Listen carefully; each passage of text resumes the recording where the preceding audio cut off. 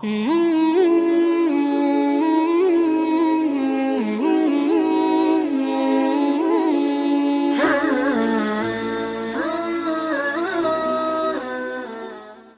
کے ہاتھی کو اٹھانے کی مسلسل کوشش جاری تھی کہ اچانک سمندر کی طرف سے ان کی طرف اللہ تعالیٰ نے ابابیلوں کو بھیج دیا۔ وہ ٹڈیوں کے جھنڈ کی طرح آئے۔ دوسری طرف عبد المطلب مکہ میں داخل ہوئے، حرم میں پہنچے اور کعبے کے دروازے کی زنجیریں پکڑ کر ابرہہ اور اس کے لشکر کے خلاف فتح کی دعا مانگی۔ ان کی دعا کے الفاظ یہ تھے: اے اللہ، یہ بندہ اپنے قافلے اور اپنی جماعت کی حفاظت کر رہا ہے، تو اپنے گھر یعنی بیت اللہ کی حفاظت فرما۔ ابرہہ کا لشکر فتح نہ حاصل کر سکے، ان کی طاقت تیری طاقت کے آگے کچھ بھی نہیں۔ آج صلیب کامیاب نہ ہو۔ صلیب کا لفظ اس لیے بولا کہ ابرہہ عیسائی تھا اور صلیب کو عیسائی اپنے نشان کے طور پر ساتھ لے کر چلتے ہیں۔ اب انہوں نے اپنی قوم کو ساتھ لیا اور حرا پہاڑ پر چڑھ گئے، کیونکہ ان کا خیال تھا وہ ابرہہ کا مقابلہ نہیں کر سکیں گے۔ اور پھر اللہ تعالیٰ نے پرندوں کے جھنڈ بھیج دیے۔ یہ پرندے چڑیا سے قدرے بڑے تھے۔ ان میں سے ہر پرندے کی چونچ میں پتھر کے 3 ٹکڑے تھے۔ یہ پتھر پرندوں نے ابرہہ کے لشکر پر گرانے شروع کیے۔ جو ہی یہ پتھر ان پر گرے، ان کے ٹکڑے ہو گئے، بالکل اسی طرح جیسے آج کسی جگہ اوپر سے بم گرایا جائے تو جسموں کے ٹکڑے اڑ جاتے ہیں۔ ابرہہ کا ہاتھی محمود البتہ ان کنکریوں سے محفوظ رہا، باقی سب ہاتھی تہس نہس ہو گئے۔ یہ ہاتھی 13 عدد تھے، سب کے سب کھائے ہوئے نحوست کے مانند ہو گئے۔ جیسا کہ سورہ فیل میں آتا ہے، ابرہہ اور اس کے کچھ ساتھی تباہی کا یہ منظر دیکھ کر بری طرح بھاگے، لیکن پرندوں نے ان کو بھی نہ چھوڑا۔ ابرہہ کے بارے میں طبقات میں لکھا ہے کہ اس کے جسم کا ایک عضو الگ ہو گرتا چلا گیا، یعنی وہ بھاگ رہا تھا اور اس کے جسم کا ایک حصہ الگ ہو کر گر رہا تھا۔ دوسری طرف عبد المطلب اس انتظار میں تھے کہ کب حملہ ہوتا ہے، لیکن حملہ ور جب مکہ میں داخل نہ ہوئے تو وہ حالات معلوم کرنے کے لیے نیچے اترے۔ مکے سے باہر نکلے، تب انہوں نے دیکھا سارا لشکر تباہ ہو چکا ہے۔ خوب مال غنیمت ان کے ہاتھ لگا، بے شمار سامان ہاتھ آیا، مال میں سونا چاندی بھی بے تحاشا تھا۔ لشکر میں سے کچھ لوگ ایسے بھی تھے جو واپس نہیں بھاگے تھے، یہ مکہ میں رہ گئے تھے۔ ان میں ابرہہ کے ہاتھی کا مہاوت بھی تھا جو محمود کو آگے لانے میں ناکام رہا تھا۔ ہمارے نبی حضرت محمد صلی اللہ علیہ وسلم اس واقعے کے چند دن بعد پیدا ہوئے۔ آپ جس مکان میں پیدا ہوئے وہ صفا پہاڑی کے قریب تھا۔ حضرت کعب احبار رضی اللہ عنہ روایت کرتے ہیں کہ میں نے توریت میں پڑھا تھا کہ رسول اللہ صلی اللہ علیہ وسلم کی پیدائش مکہ میں ہوگی۔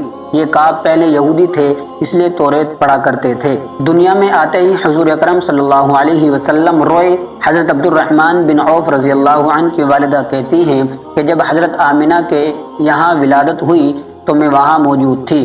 آپ صلی اللہ علیہ وسلم میرے ہاتھوں میں آئے۔ یہ غالباً دائی تھی، ان کا نام شفا تھا۔ فرماتی ہیں جب آپ میرے ہاتھوں میں آئے تو روئے۔ آپ کے دادا عبد المطلب کو آپ کی ولادت کی اطلاع دی گئی۔ وہ اس وقت خانہ کعبہ کا طواف کر رہے تھے۔ اطلاع ملنے پر گھر آئے، بچے کو گود میں لیا۔ اس وقت آپ کی والدہ نے ان سے کہا، یہ بچہ عجیب ہے، سجدے کی حالت میں پیدا ہوا ہے، یعنی پیدا ہوتے ہی اس نے پہلے سجدہ کیا اور پھر سجدے سے سر اٹھا کر انگلی آسمان کی طرف اٹھائی۔ طلب نے آپ کو دیکھا، اس کے بعد آپ کو کعبے میں لے آئے، آپ کو گود میں لے رہے اور طواف کرتے رہے، پھر واپس لا کر حضرت آمنہ کو دیا۔ آپ کو عرب کے دستور کے مطابق ایک برتن سے ڈھانپا گیا، لیکن وہ برتن ٹوٹ کر آپ کے اوپر سے ہٹ گیا۔ اس وقت آپ اپنا انگوٹھا چوستے نظر آئے۔ اس موقع پر شیطان بری طرح چیخا۔ تفسیر ابن مخلد میں ہے کہ شیطان صرف 4 مرتبہ چیخا۔ پہلی بار اس وقت جب اللہ تعالیٰ نے اسے ملعون ٹھہرایا، دوسری بار اس وقت جب اسے زمین پر اتارا گیا، تیسری بار اس وقت چیخا جب حضرت صلی اللہ علیہ وسلم کی پیدائش ہوئی، اور چوتھی مرتبہ اس وقت جب نبی کریم صلی اللہ علیہ وسلم پر سورہ فاتحہ نازل ہوئی۔ حضرت حسان بن ثابت رضی اللہ عنہ کہتے ہیں، میں 8 سال کا تھا، جو کچھ دیکھتا اور سنتا تھا اس کو سمجھتا تھا کہ ایک صبح میں نے یثرب یعنی مدینہ منورہ میں ایک یہودی کو دیکھا۔ وہ ایک اونچے ٹیلے پر چڑھ کر چلا رہا تھا۔ لوگ اس یہودی کے گرد جمع ہو گئے اور بولے، کیا بات ہے، کیوں چیخ رہے ہو؟ یہودی نے جواب دیا، احمد کا ستارہ طلوع ہو گیا ہے۔ اور وہ آج رات پیدا ہو گئے ہیں۔ حضرت حسان بن ثابت رضی اللہ عنہ بعد میں 60 سال کی عمر میں مسلمان ہوئے تھے اور 120 سال کی عمر میں انہوں نے وفات پائی۔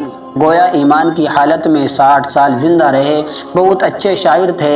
نبی کریم صلی اللہ علیہ وسلم کی اپنے اشعار میں تعریف کیا کرتے تھے اور دشمنوں کی برائی اشعار میں بیان کرتے تھے۔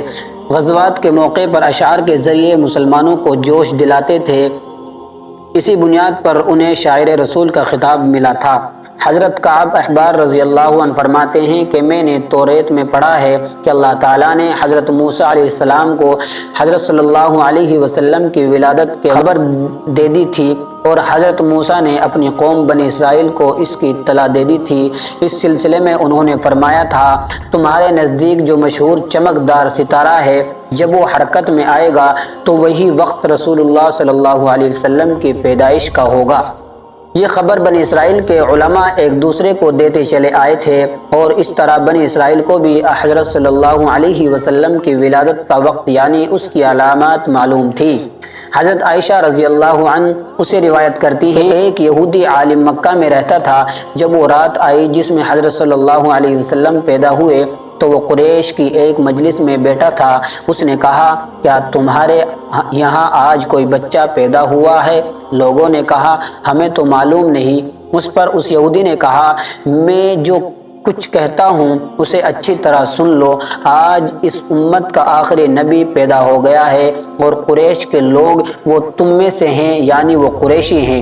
اس کے کندھے کے پاس ایک علامت ہے یعنی مہر نبوت، اس میں بہت زیادہ بال ہیں یعنی گھنے بال ہیں اور یہ نبوت کا نشان ہے، نبوت کی دلیل ہے۔ اس بچے کی ایک علامت یہ ہے کہ وہ 2 رات تک دودھ نہیں پیے گا۔